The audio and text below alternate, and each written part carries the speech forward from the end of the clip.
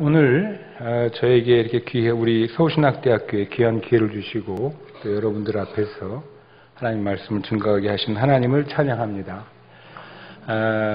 저는 사실은 이제 우리 김영호 목사님은 너무 제가 이제 아까 김 목사님께서 말씀하셨지만 두 날개를 위해서도 같이 뵙고 또 그 이전부터 이렇게 신대원에서 일을 열심히 하시면서 학교 일을 도우시는 걸 보면서 우리 한국 성결교회에 너무 소중한 목사님이시고 그렇기 때문에 내가 어딜 가든지 자랑스럽게 이렇게 우리 목사님 소개할 수 있는 귀한 분이다 이렇게 생각하고 있습니다.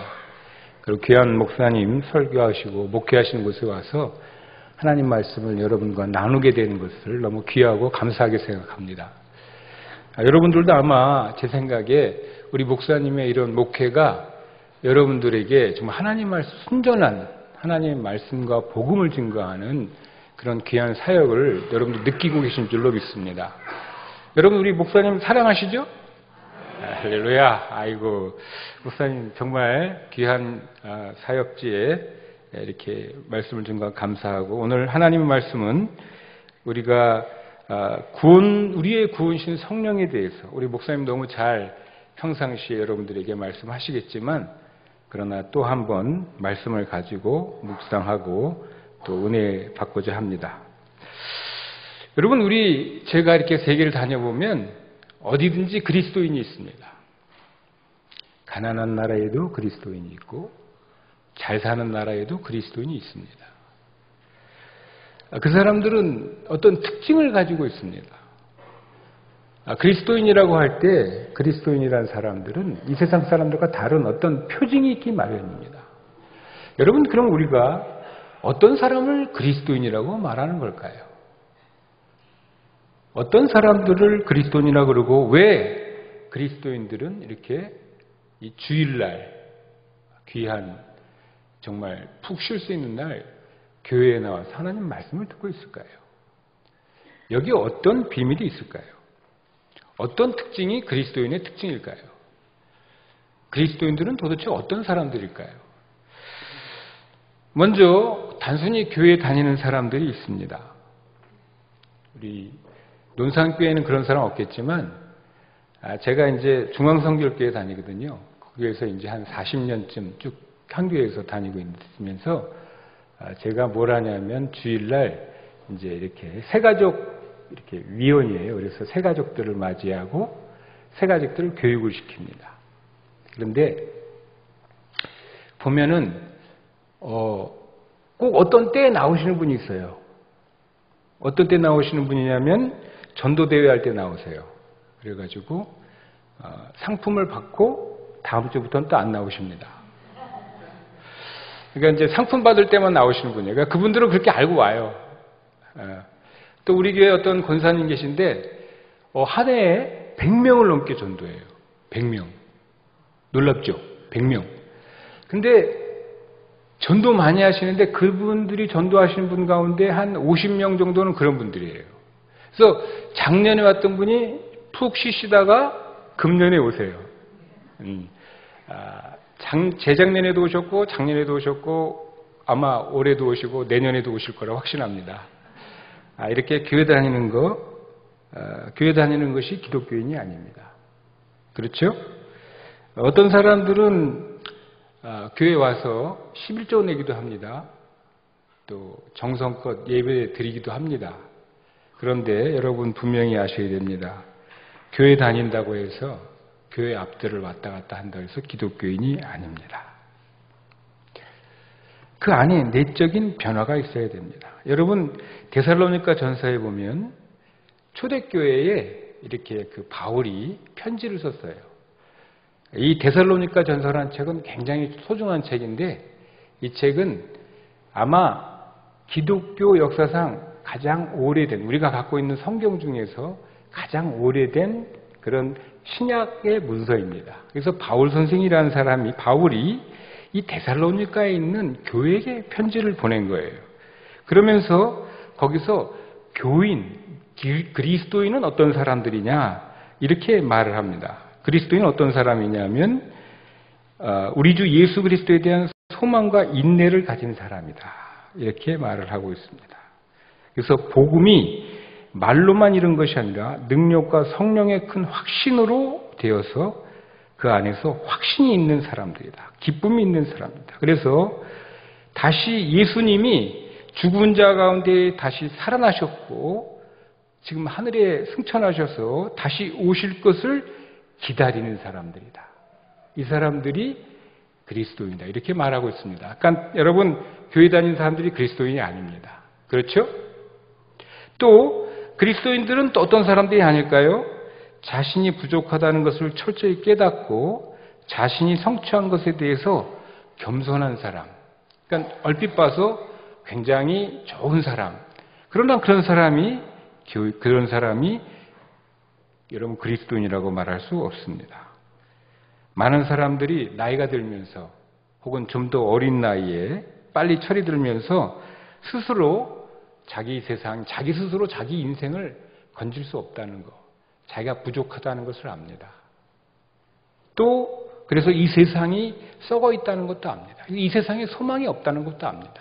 그러나 그런 어떤 이 세상에 대한 희망을 갖고 있지 않다고 해서 그리고 또 그렇기 때문에 다른 것, 민족이라든지 평화라든지 혹은 어떤 정의라든지 그런 이념을 위해서 싸우는 사람들이 있습니다. 그런 사람들이라고 해서 이 사람들을 그리스도인이라고 부르지 않습니다.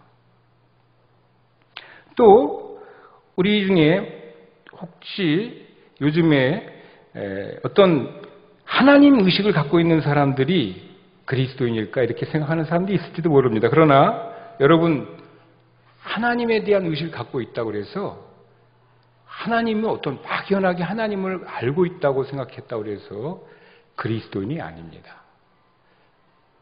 여러분 너무 잘 아는 것처럼 공자가 옛날에 위나라를 방문한 적이 있습니다. 논어에 보면 그렇게 써 있는데요.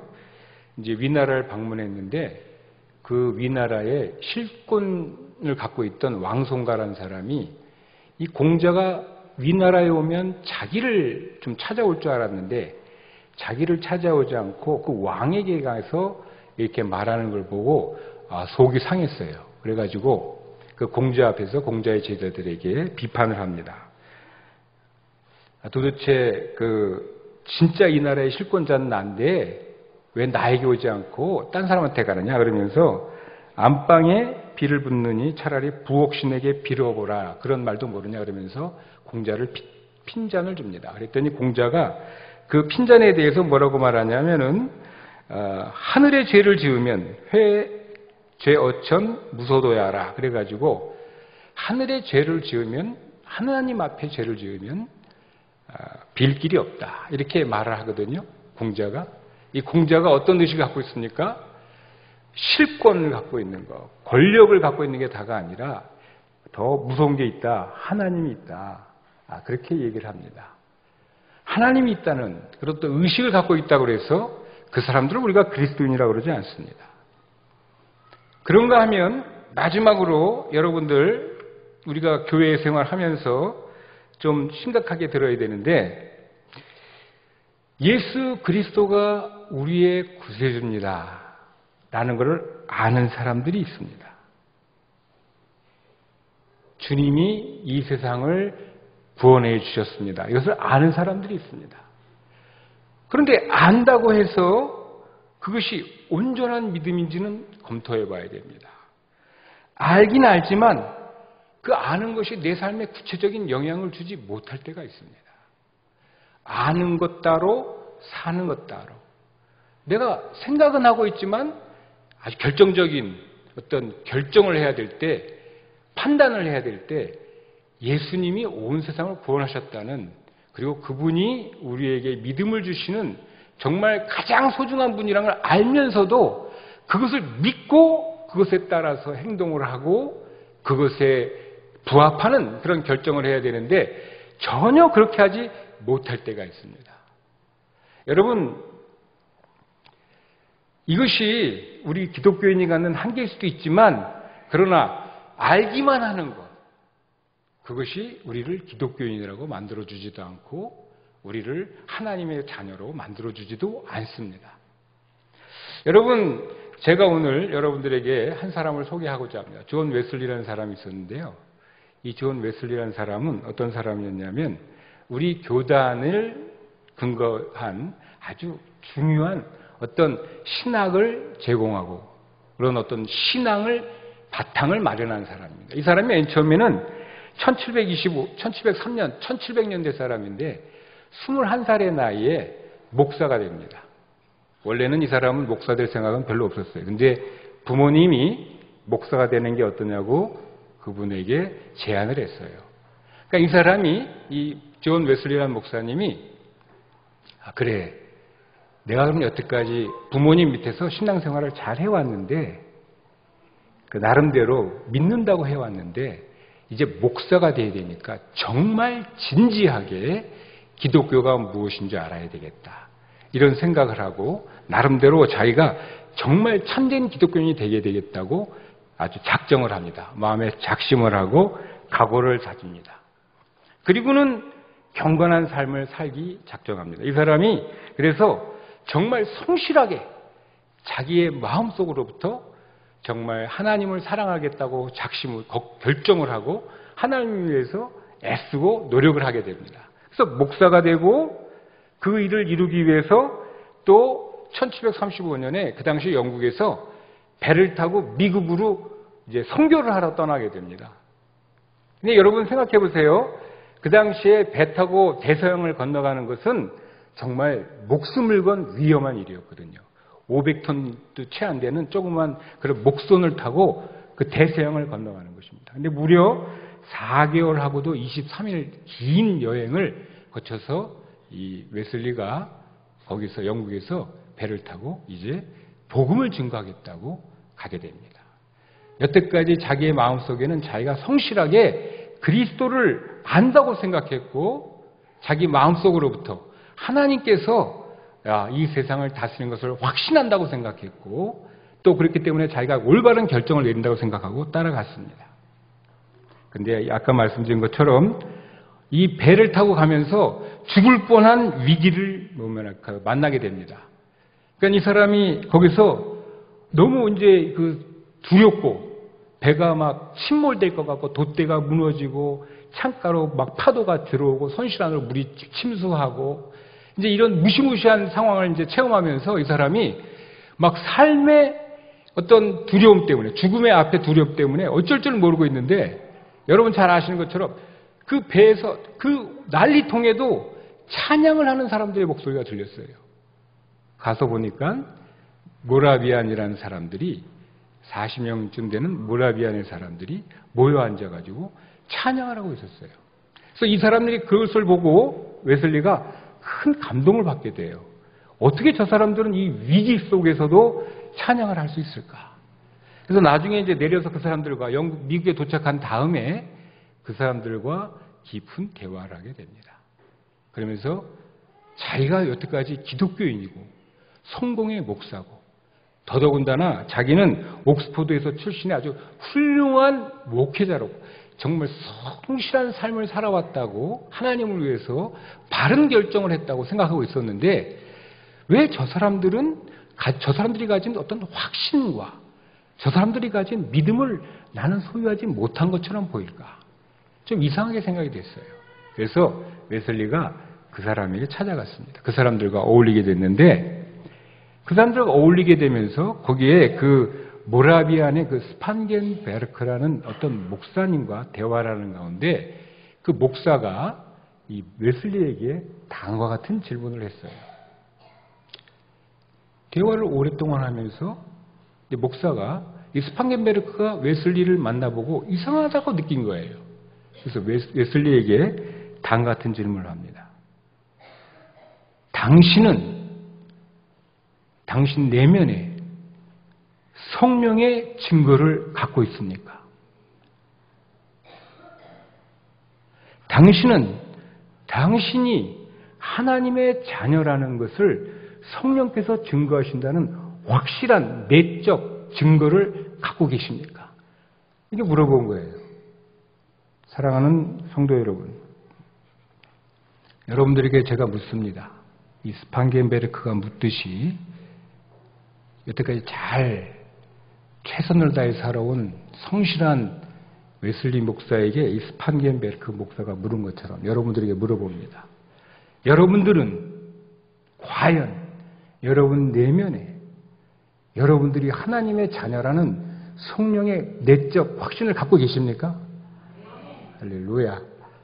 여러분 그런 내적 확신을 갖게 되기를 축원합니다. 웨슬리가 이 질문을 받았을 때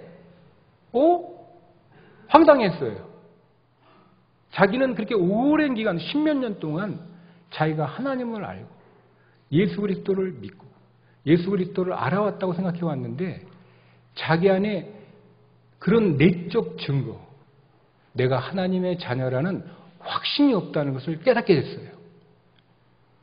머뭇거리게 됐어요. 그러니까 스판겐베르크가 다시 질문합니다.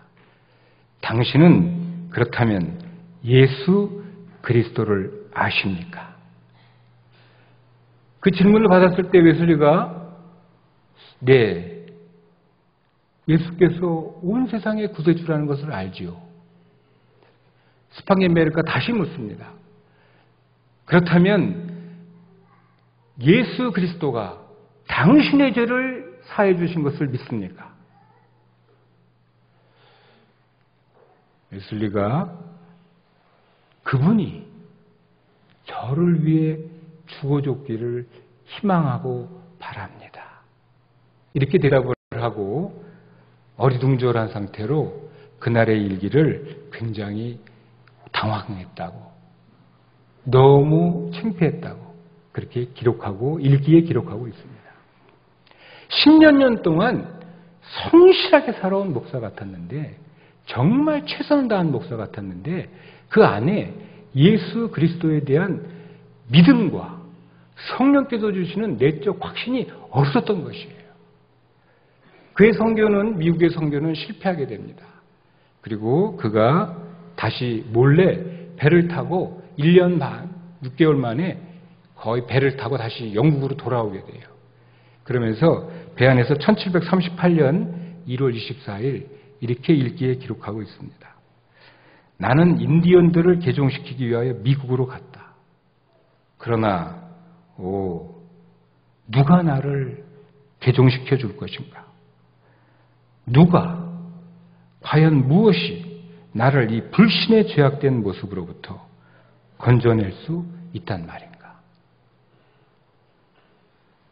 사랑하는 성도 여러분, 여러분들 안에 이 성령의 증거와 예수 그리스도에 대한 확실한 믿음이 있게 되기를 축원합니다. 이 믿음은 무엇입니까? 우리를 예수 그리스도로 만드는, 그리스도인으로 만드는 이 믿음이라는 것은 무엇입니까?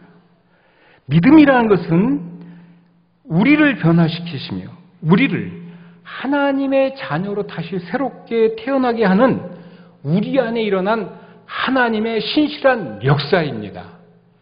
하나님께서 우리 안에서 일하시는 거예요. 하나님께서 우리 안에서 일하셔서 우리가 우리 마음속으로부터 우리가 진실로 우리가 하나님의 자녀구나, 내가 새롭게 태어났구나, 이것을 확신하게 만드는 하나님의 능력의 역사인 것입니다. 그 능력의 역사인 결과로 주어진 지적인 확신입니다.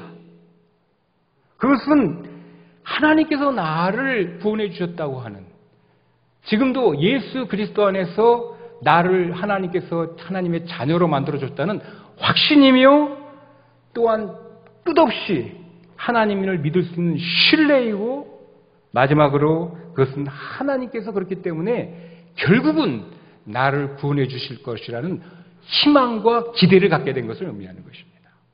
여러분, 예수 그리스도에 대한 이런 지적인 확신을 갖고 계십니까?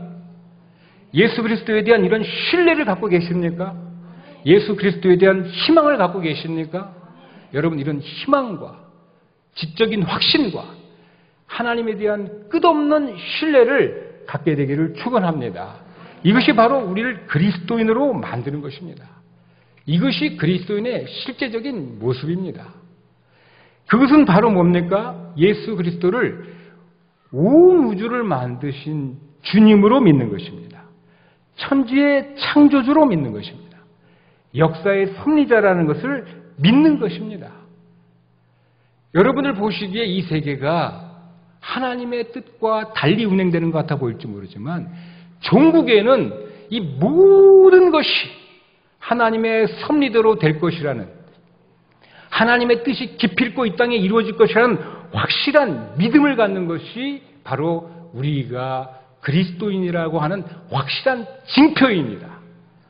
여러분, 예수 그리스도에 대한, 그리고 예수를 주로 믿는 이 신앙의 확실한 믿음을, 징표를 여러분 갖게 되기를 축원합니다.